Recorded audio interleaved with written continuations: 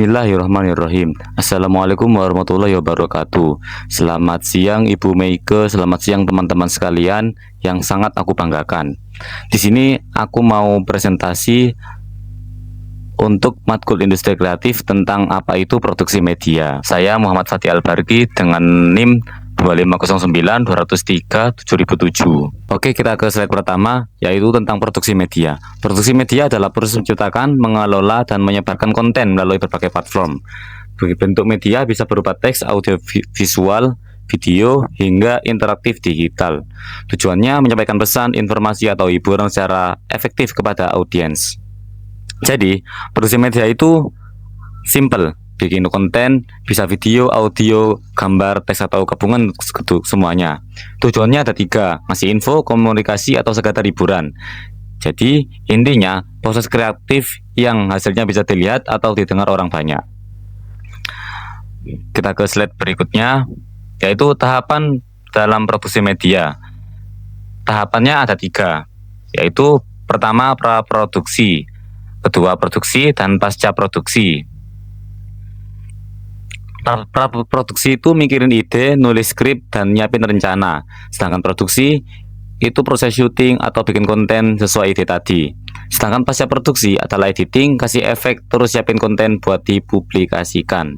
Oke, untuk yang ketiga, jenis-jenis media. Jenis-jenis media bisa berupa media cetak, majalah, koran, brosur, atau buku. Lalu media elektronik, yaitu radio, televisi, dan film. Ketiga, media digital, konten media sosial, podcast, website, game, dan animasi. Lalu media interaktif, aplikasi AR atau VR, dan multimedia edukasi. Jadi bukan cuma film aja, yaitu banyak banget bentuknya dalam media yang dihasilkan oleh produksi media. Next slide, peran teknologi dalam produksi media, yaitu mempermudah proses editing dan distribusi, membuka peluang media baru seperti YouTube, TikTok, dan podcast, memungkinkan kolaborasi jarak jauh, dan memberi audiens akses cepat dan luas ke berbagai konten. Teknologi bikin produksi media lebih gampang. Misalnya editing yang dulu ribet, sekarang tinggal pakai software. Teknologi juga bikin muncul platform baru kayak TikTok, podcast, atau YouTube. Lalu, konten bisa langsung menyebar ke banyak orang dengan cepat. Dengan teknologi yang sudah semakin berkembang, profesi-profesi dalam produksi media. Produksi media ini cukup banyak prospek kerjanya, yaitu sutradara, produser, dan penulis naskah. Lalu kameramen, editor video, dan animator. Desain grafis, UI atau UX designer, konten kreator, sosial media spesialis. Lulusan produksi media bisa kerja di banyak bidang, ada yang jadi sutradara, penulis naskah, dan sebagainya. Bahkan bisa jadi konten kreator atau sosial media spesialis. Jadi cukup luas ya prospek kerjanya. Next slide, pentingnya produksi media. Produksi media kenapa bisa penting? Karena sebagai alat komunikasi massa, mendukung pendidikan dan pembelajaran, media promosi bisnis dan branding, menghibur sekaligus membentuk opini publik.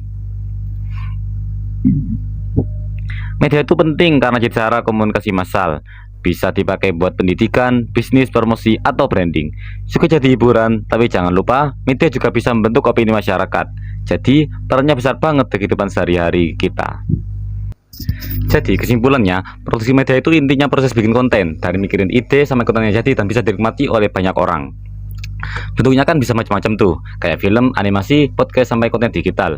Teknologi bikin semua proses lebih gampang karena mempermudah pekerjaan manusia dan mempermudah informasi itu cepat sampai ke audiens. Makanya produksi media penting banget buat komunikasi, hiburan, belajar, bahkan promosi. Sekian presentasi singkat dari saya. Jika ada salah kata mohon dimaafkan. Wabillahi taufiq walhidayah, wassalamualaikum warahmatullahi wabarakatuh.